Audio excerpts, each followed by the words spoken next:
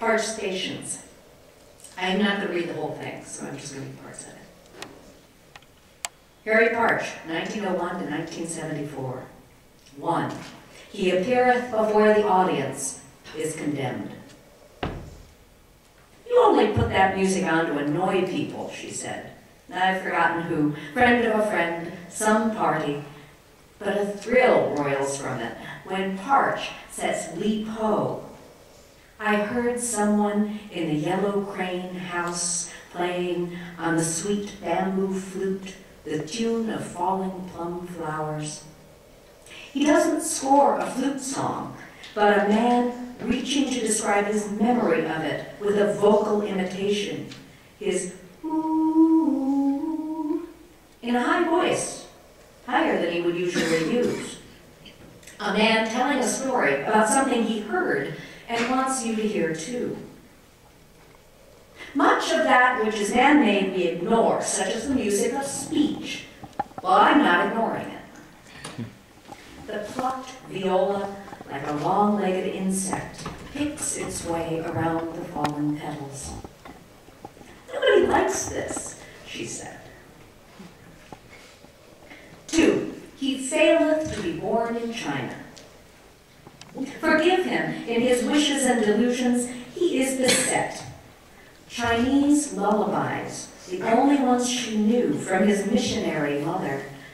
Mandarin from his gone atheist father, faith lost in Shantung province. Furniture of black bamboo, some dynasty paintings they bought there. More books in Chinese, accordion folded with ivory thongs, illustrated by gory colored lithographs of the beheading of missionaries, than books in English. These he remembers from his childhood. They so stamp their impress that he claims he too sparked to life in China, conceived in a Boxer prison camp, or later at sea. Learning in the womb for all time his mother's queasiness as they fled. But no, alone of his siblings, he is Californian, all. He would have accepted that from his parents' birth in China, perhaps only that. It would have explained many things. Occupant is a heathen Chinese, the note on his last door sang.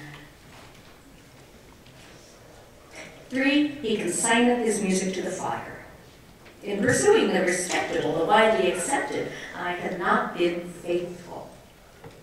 He has been unfaithful, and thus does he purify himself. The piano concerto, the string quartet, the symphonic poem, the popular songs, everything he has written, hideously unsuited to his needs. Ash in the depths of a pot-bellied stove. Take that, self. And here too, the sinning arm with which wrote it, burn, and both transgressive ears, ambitious heart, all burn. As late as 1960, I was still pulling out bits of ideas from that pot-bellied stove, ideas stored away in memory, that mysterious structure of cells and spirit. Everything must be proven in the fire. Here spark a few live cells. What is tempered? What dies? 4, he heareth the voice. I see little evidence that poets have studied the sounds of their own voices. He liked to cite the Emperor Chun from 2300 BC. Let the music follow the sense of the words. The unborn listen for months to their mothers, and born they turn for that one song conducted through bone, through fluid and dark. It's different now, harsher, and the world all glare. And some search years for that word music, the mother's filtered tone, speaking inward to one. Harry insists that all speech holds melody and rhythm, not hers alone. I needed other scales and other instruments. Lee Poe speaks unaffectedly, and Hobo Pablo in his letter, the newsboys crying through the fog of San Francisco, he heareth the voices that we may hear. I'm going to skip to his creation of the Kythera. Partch did actually make his own instruments so that the music that he wanted to produce could be heard the way he heard it. So 6, He Dreameth, the Kithara. Old woman copied the Kithara from a Greek vase in the British Museum. He wanted it. She found someone to build it for her during the war. There was no wood. The guy used an orange box someone threw out. It got good tone. She let him examine. Partch was thinking, I could get an orange box.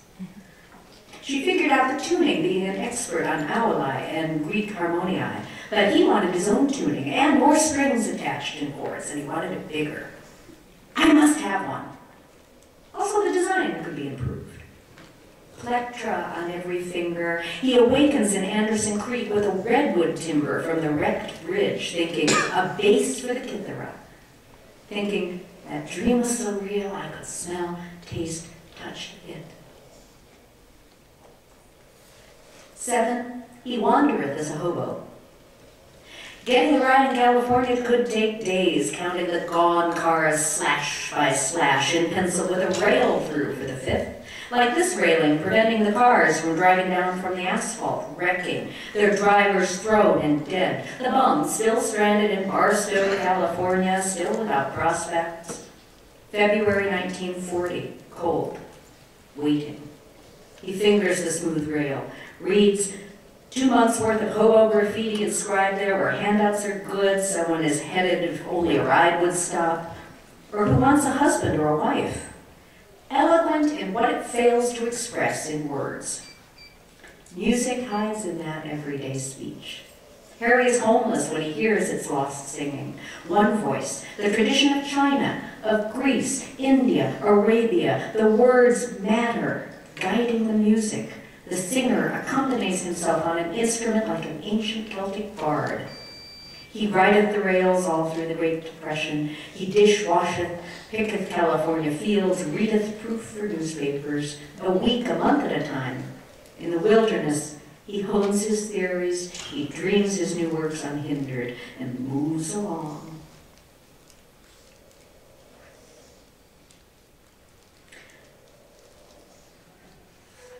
I'll read 3 more parts. 10. He playeth the Marimba Eroica.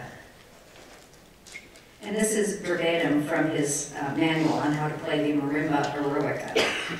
The instrument requires a player with robust shoulders, back, arms. If he possesses this equipment, it is also something of a percussionist. The playing of the instrument is not difficult. It is his visual aspect that the Eroica player must cultivate. He must give the impression of a sure winner. In exciting and furious passages, he must look like Ben-Hur in his chariot, charging around the last curve of the final lap. 13. He speaketh to the audience. The creative artist acquires a shade of anarchism that after several decades of weathering begins to bear the strange patina of the recidivist, the unregenerate criminal. We as a people give loving attention to details of individual crime from a perfectly logical envy of the criminal. Crime is one area where individuality is taken for granted. This is hardly the case in the creative arts. I am a profound traditionalist, but of an unusual sort. We are trapped by our own machines, which tend progressively to remove us from nature. My instruments are absolutely primitive. They are visual, as are those at a Congo ritual. The players move in a way to excite the eye. This is not an abstract communication, but something that will agitate our Cro-Magnon genes. 14.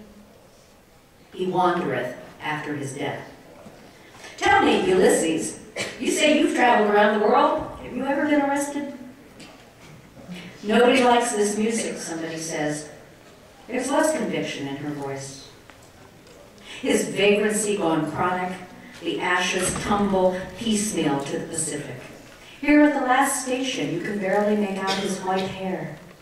The instruments without him travel familiar patterns of eviction. They circle. Let not 1 year pass, I now say to myself, when I do not step one significant century or millennium backward. There are rides on the highway at Green River, but they go right on by. There are rides on the freights at Green River too, but the Green River Bull says, "You exclamation mark bum, get your semicolon asterisk out of these yards, and don't let me catch you down here again, or you'll get 30 days in the jailhouse." In Petaluma, the tune of falling roses and camellias echoes 8th century China, vibrating the steel strings. I hold no wish for the obsolescence of our present widely heard instruments and music. I feel that more ferment is necessary for a healthy musical culture. I am endeavoring to instill more ferment.